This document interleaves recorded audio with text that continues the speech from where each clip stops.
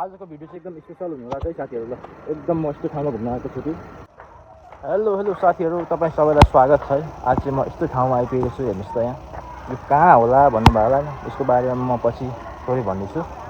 पहिला ठाउँ हेर्नुस्, यस्तो ब्याकग्राउन्ड यस्तो राम्रो। यतापट्टि वृन्दावन गौशाला, उता पारिपट्टि हेर्नुस् त विश्वकै ठुलो आकृति भएको गाई, यानि कि मूर्ति, गाईको मूर्ति, गौमाताको मूर्ति। यस्तो राम्रो ठाउँ रहेछ यहाँ। म चाहिँ पहिलोचोटि आएको हो। यो चाहिँ इकरी त सुनसरी हो। यो चाहिँ मोरङ जिल्लामा पर्छ होला सायद। यहाँ चाहिँ यस्तो रहेछ, हाम्रो स्वर्गीय पिता डम्बर बहादुर कटुवालद्वारा स्मृतिमा छोरा बुहारी विजय रेणुका कटुवाल इकरी 5 द्वारा बनाइएको, निर्मित गरिएको यस्तो छ। यहाँ पोखरीहरू यता हेर्न सक्नुहुन्छ। वाउ कस्तो राम्रो। यता भगवान बुद्ध हुनुहुन्छ होला सायद। हेर्दाखेरि नरसिंह जस्तो पनि छ हैन। एउटा धार्मिक क्षेत्र पनि हो, अर्को हिसाबले रमणीय स्थल पनि हो। ल हेर्नुहोस् त, माथि जान मिल्छ मिल्दैन, तर एकदम रमाइलो छ। यता गुरुहरू हिँडिरहनु भएको छ, गुरु बटुकहरू। यता यस्तो मन्दिर छ, हेर्नुहोस् त। हजुर पनि एकचोटि अवश्य यो ठाउँमा आउनु होला। ल यता भर्खर नयाँ बन्दै गरेको एउटा बिल्डिङ छ। यता यस्तो छ। यता यो कुन मन्दिर हो? अब म पनि ठ्याक्कै देख्नु बिर्सिनु, हजुर चिन्नुहुन्छ कि देखाएँ मैले। यता यस्तो छ है। यता हेर्नुहोस् त, यता पर एलम्बरको मूर्ति जस्तो छ एउटा, के हो पनि। एकदम राम्रो ठाउँ रहेछ। यहाँ चाहिँ सो नन्दलाल प्रकोटीले बनाएको एउटा यस्तो। यता नरमाया पुलारी छ। एकदम बबाल ठाउँ। ल हेर्नुहोस् ब्याकग्राउन्ड यस्तो छ।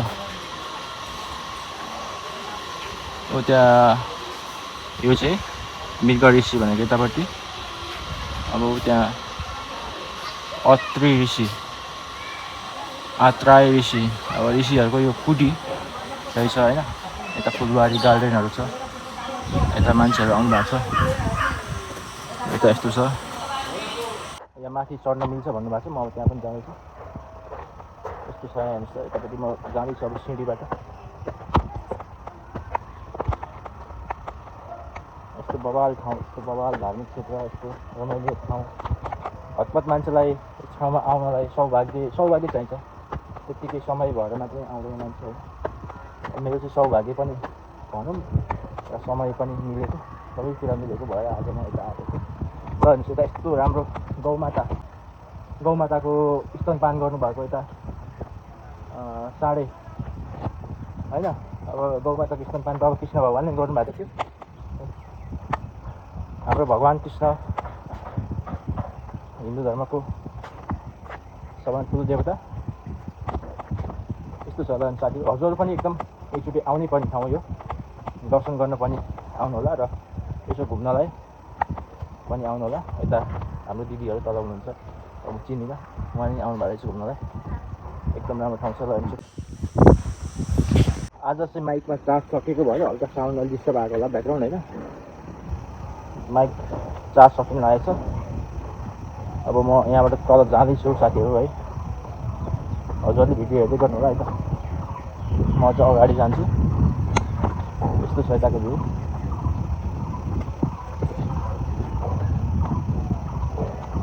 यता चाहिँ यो कुन देवता हो पनि मैले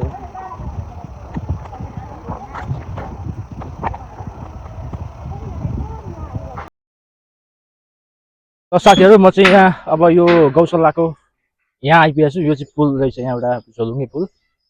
एकदम लामो पुल रहेछ। हेर्नुहोस् त, यहाँदेखि अब कहाँ उहाँसम्म छ पारी। लगभग यो हिँड्नलाई नि 5 मिनट लाग्छ होला। एकदम रमाइलो ठाउँ रहेछ। यो चाहिँ अब कहाँनिर भन्नु होला होइन। ठ्याक्क आउने बित्तिकै गेटनिर त यो भेट्दैन। यो गेटबाट अलिकति अगाडि आएपछि एउटा बन्दै गरेको बिल्डिङ छ नयाँ, त्यो अनि ऋषिहरूको कुटी जस्तो छ हो। त्यो पछाडिपट्टि हेरेर एउटा खोला छ, त्यो खोलामा चाहिँ झोलुङ्गे पुल रहेछ। र साथीहरू आजको भिडियो चाहिँ अब धेरै लामो हुन गयो होइन। भिडियो छोटो बनाउँ होला हैन। भिडियो हेर्नुभएकोमा धेरै धन्यवाद छ र भिडियो मन परेमा एउटा लाइक गर्नु होला र यो च्यानललाई सब्स्क्राइब गरिदिनु होला है। सबैसम्म पुर्याउनको लागि यो भिडियोलाई सेयर गरेर मद्दत गर्नु होला है साथीहरु। यस्तो रमाइलो ठाउँ छ हेर्नुस् त यता। यता यस्तो छ ब्याकग्राउन्ड। पछि उता इटहरीबाट आयो। इटहरीमा छ यो खोला चाहिँ हैन। यो खोला बग्दै बग्दै बग्दै आएछ इटहरीबाट। यस्तो छ ल हेर्नुस्।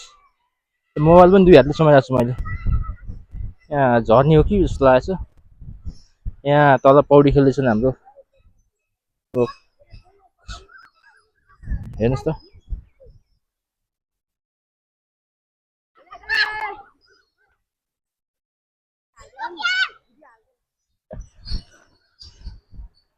भिडियो हालेर भनिरहेछन् हैन। भिडियो अब उहाँहरुको काटेर हाल्छु न। यहाँ पौडी खेल्ने नानीहरु चाहिँ मलाई यहाँ हाम फाल्नु दाइ भन्दै हुन्छ हैन। मैले तिमीहरु फाल म तिमीलाई 1000 दिन्छु भनेको नाइ मरिन्छ भन्छ होला। आफ्नो ज्यानको चाहिँ कति माया है यिनी नानीहरुलाई। रमाइलो छ रमाइलो एकदम। आज चाहिँ यस गौशाला वृन्दावनको भिडियो एकदम धेरै आउने वाला छ साथीहरु।